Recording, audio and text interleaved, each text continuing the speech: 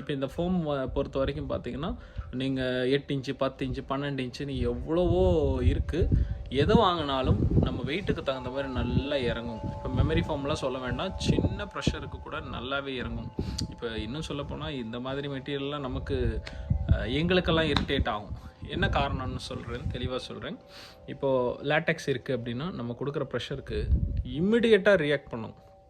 இப்போ body weight இங்கே இருக்குது அப்படின்னா இந்த வெயிட்டுக்கு தகுந்த மாதிரி ஃப்ளெக்சிபிளான ஒரு கம்ஃபர்ட் கொடுக்கும்.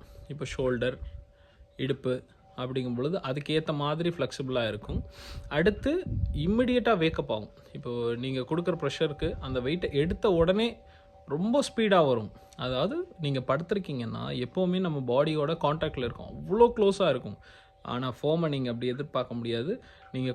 நீங்கள் ஆழ்ந்த தூக்கத்துக்கு போக போக ரொம்ப அப்படியே டவுன் ஆகி கீழே போயிடும். திடீர்னு விழுந்த மாதிரி ஒரு ஃபீல் இருக்கும். எழுந்து வர முடியாது, உருண்டு